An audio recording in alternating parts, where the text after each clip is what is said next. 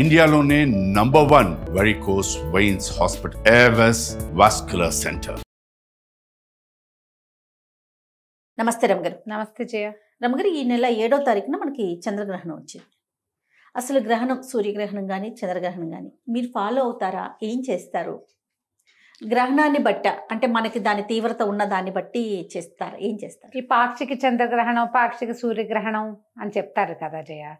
మనకి ఇక్కడ కనపడదు, మేమేం పెద్దగా దాని మీద పాటింపుగా అలా ఏం చేయటల్లా. చిన్నప్పుడు అంటే గ్రహణం అంటే చూడాలని గ్రహణం చూడాలి అని చెప్పి చూసేవాళ్ళం. మా పుట్టింట్లో పెద్దగా గ్రహణాల పట్టింపులు అవి పట్టు స్నానం, విడుపు స్నానం అని చేయించేవాళ్ళు. గ్రహణం పట్టగానే స్నానం చేసేవాళ్ళం, స్నానాలు చేయటం అందరం. గ్రహణం విడిచిన తర్వాత విడుపు స్నానం చేసేవాళ్ళు. అంతే నాకు తెలిసింది మా చిన్నతనంలో, అంతకంటే తెలీదు.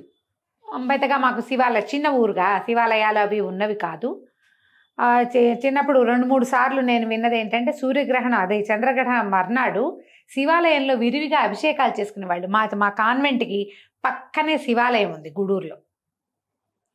ఇవాళ గ్రహణం అయితే మర్నాడు చాలా మంది కనపడేవాళ్ళు అభిషేకాలు చేసుకోవటానికి.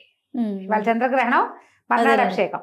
ఆ రోజుల్లో ఏం పెద్ద పట్టించుకోవాలి, చిన్నపిల్లని కదా, 5th క్లాస్ దాకా. కానీ నేను ఆలోచించుకుంటుంటే మేము అలా గమనించే వాళ్ళమని ఎక్కువ జ్ఞాపకం ఉన్నది నాకు.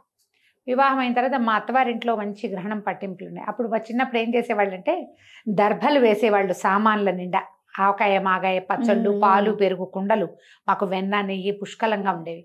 దర్భ వేసి గ్రహణం అయిన తర్వాత దర్భలు తీసేయటం తెలుసు నాకు. ఇల్లు శుద్ధి చేసేవాళ్ళు, వాకిళ్ళు అవి కడిగేసేవాళ్ళు. మొత్తం వాకిలి ముందు పెద్ద పెద్ద పెరళ్ళు, పల్లెటూరు కదా, ముందు వాకిలంతా కడిగేవాళ్ళు, వెనకాల వరండా అంతా కడిగేసేవాళ్ళు. నీళ్లు పోసి కడగటం, ఇల్లు కూడా కడుక్కునేవాళ్ళం. అవే చిన్నప్పుడు చేసినవి. హైదరాబాద్ వచ్చి వివాహం అయిన తర్వాత నాకు తెలిసింది వీళ్ళు ఇంకా గట్టిగా పాటిస్తారు. గ్రహణం సమయంలో డాక్టర్ గారు జపం చేసుకుంటారు జయ. ప్రతి గ్రహణం సమయంలోనే చేస్తారు. గ్రహణ కాలంలో జపం చేసుకోవాలి. అప్పుడు ద్విగుణీకృతం ఎక్కువ అవుతుందట. 1000 రెట్లో ఇంకా ఎక్కువ రెట్లో అయిపోతుంది ఆ జపం. సూర్యగ్రహణమైనా చంద్రగ్రహణమైనా కూడా పగలైనా రాత్రైనా గ్రహణ సమయంలో ఈ జపం చేసుకోవాలని ఎవరికైతే మంత్రోపదేశం ఉంటుందో వాళ్ళు జపం చేస్తే మంచిదని నేను తెలుసుకున్నాను. అయితే నాకు అష్టాక్షరి ఉపదేశం ఉంది, కాసేపు జప చేసుకుంటాను నేను. ఓకే. అప్పటి నుంచి నేను తెలుసుకున్నాను అనమాట. అంతకుముందు మామూలుగా మనకేంటి, ఈ గ్రహణం రాగానే దర్భలు తీసుకెళ్ళి మేడ మీద వేసేయటము, తర్వాత ఈ పచ్చళ్ళ సీసాలలో వాటిలలో వేసుకోవటము, తర్వాత ఇల్లు ఒకసారి తడిబట్టి పెట్టి తుడిచేసుకోవటం. ఇవి ఇల్లు కడుక్కునే ఇల్లు కావు, అపార్ట్మెంట్లలో ఇల్లు కడగటాలు అవి కష్టమే, తుడుచుకోవటమే. పట్టు స్నానం, విడుపు స్నానం అప్పుడు ఉంది, ఇప్పుడు కూడా ఉంది. గ్రహణం పట్టగానే చిన్నపిల్లలైతే ఈ పట్టు స్నానం చేయలేకపోయినా, కడుపుతో ఉన్నవాళ్ళు, వృద్ధులు, ఆడవాళ్ళు రాత్రిపూట స్నానాలు అవి కొంచెం కష్టం అవుతాయి, తల అరదు, ఒళ్ళ బాధలు పడతారు కదా. అందుకని విడుపు స్నానం ఒకటే అయినా చేసుకునేవాళ్ళం. మేము ఇప్పటికీ కూడా అదే విధానం పాటిస్తాము. గ్రహణం పట్టగానే ఇది ఇప్పుడు పాక్షికాలు ఎక్కడో కనపడతాయి, మనకి కనపడని వాటి ప్రభావం మన గ్రహాల మీద ఉంటుందని పెద్దవాళ్ళు చాలామంది ఇప్పుడు చెప్తారు. ఇది వరకు వినలేదమ్మా. ఇప్పుడు బాగా మనకి సోషల్ మీడియా పెరిగాక చెప్తున్నారు జ్యోతిష పండితులు. వాళ్ళు చెప్పింది వినాలి కదా, మరి మనకు తెలియదు కాబట్టి. పాక్షికం వాటి ప్రభావం మన మీద ఉండదు, ప్రత్యక్షంగా ఉండదు. కానీ మనకి ఇక్కడ గ్రహణం కనపడేది కనుక ఉంటే ఎవరైనా సరే దీనికి కుల విచక్షణ అలాంటిది ఏం లేదు.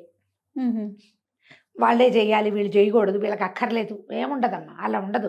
మనం ఎవరమైనా అవే సూర్యచంద్రుల కింద ఉంటాం మనం, అంతేగా. అవే గ్రహాల ఆధిపత్యంలోనే మన కథలు నడుస్తాయి. ఎందుకంటే గ్రహాల ఆధిపత్యాల వల్లే మనకి సముద్రానికి ఆటుపోట్లు వస్తాయి, పౌర్ణములు, అమావాస్యలు అంటే మనకే వస్తాయా, పాటించే వాళ్ళకైనా. మిగిలిన వాళ్ళకి పౌర్ణమి అమావాస్య కాదా? అవును కదా, అందరికీ సమానమేగా. గ్రహణము అనగానే మనకు ఒక విధానం ఉంది మన దేశంలో. పట్టేటప్పుడు స్నానం, విడుపు స్నానం. పోనీ పట్టు స్నానం చేయకపోతే గ్రహణం విడిచిన తర్వాత అది అర్ధరాత్రి గనక అయితే తెల్లవారాక తల స్నానం చెయ్యండి. ప్రథమ కర్తవ్యం అదే. ఇందులో ఇప్పుడు నేనైతే చెప్పలేను, కానీ పెద్దవాళ్ళందరూ చెప్తారు కదా, ఈ 4 రాసుల మీదకి వచ్చింది, ఈ 5 రాసుల మీద, ఈ 2 రాసుల మీద.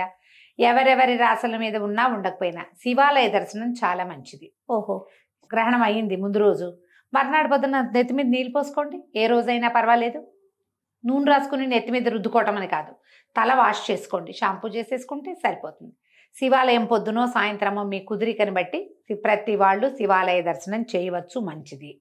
శివుని దర్శనం మా శివ దర్శనం మంచిది. ఒకవేళ మనకే ఏదైనా ఉందని మనం వింటే గనక మనకి ఈ సమయంలో అభిషేకాలు చేసుకోవడం లేదా జపం చేయటము లాంటివి ఏం తెలీదు, మీ పేరుతో ఒక శివాలయంలో అభిషేకం చేయించుకుంటే మంచిది. సాధారణంగా ఎవరైనా పాటించగలిగేవే. మనకేం చెప్తారంటే జయ, చంద్రుడు మనఃకారకుడు, మనసు మీద చంద్రుడి ప్రభావం ఉంటుంది. సాధారణ విషయం. ఇందులో లాజిక్ కనుక మనం వెళ్ళామంటే ఈ మన చంద్రుడు గ్రహణం పొందినప్పుడు మనకి మానసిక సంతులన పోయేందుకు అవకాశం ఉంది. ఏమైనా ప్రెషర్స్ రావచ్చు. మన జాతకంలో చంద్రుడు ఉచ్చ స్థానంలో ఉండటమో లేదా ఏదో స్థానంలో ఉంటాడు, ఎక్కడో చోట ఉంటాడు కదా, దాన్ని బట్టి దాని ప్రభావం మన మీద కొంత ఉండడానికి అవకాశం ఉంది. ఈ చంద్రుడి సమస్య అనగానే చంద్రుడికి రంగు తెలుపు, తెల్లటి వస్తువులు ఎవరికైనా ఇవ్వటం, బియ్యం ఇవ్వచ్చు, తర్వాత వెండి వస్తువులు, పాలు పెరుగు ఇవ్వచ్చు, వెండి వస్తువు ఏదైనా ఇవ్వచ్చు, తెల్లటి వస్త్రాలు ఇవ్వచ్చు. ఇవి ఎవరికైనా ఇవ్వటం ద్వారా కూడా మనం ఆ సమస్యల నుంచి కొంత బయటపడతాం. ఇది పెద్దవాళ్ళని అడిగి మీరు జాతకం చూపించుకుని చేసుకుంటే మాత్రం మంచిది, లేదా లోక సామాన్యంగా చేద్దామంటే ఇలాంటివి కూడా చేయొచ్చు. వైట్ వస్తువులు, వైట్ డ్రెస్సులో లేకపోతే పంచలో బ్రాహ్మణులకు ఇచ్చినా మంచిదే.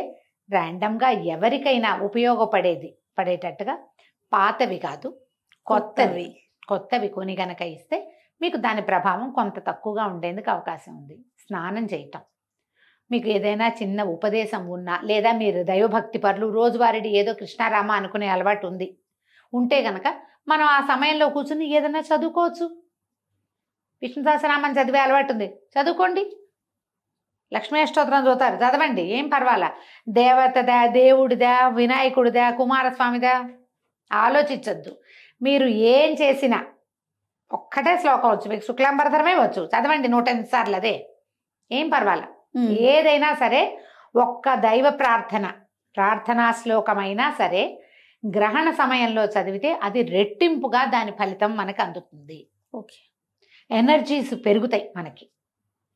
ప్లస్ అమ్మా, ఇది ప్లస్ చేసుకోవటమే అంతే. ఇది గర్భవతులు దీన్ని చూడకూడదు, కదలకుండా ఉండాలని చెప్తారు. గర్భవతులు అయితే మీరు రెస్ట్ తీసుకోండి, ఏం చెయ్యొద్దు. దీనికి ఇంకొక నియమం ఏంటంటే జయ, గ్రహణ సమయానికి ఆహార స్వీకారం చేయకూడదు ఎవరైనా. గ్రహణం టైంకి పొట్టలో క్రియలన్నీ అయిపోవాలి, అరిగిపోవాలి, అన్నం ఎత్తిపెట్టేసేయాలన్నీ.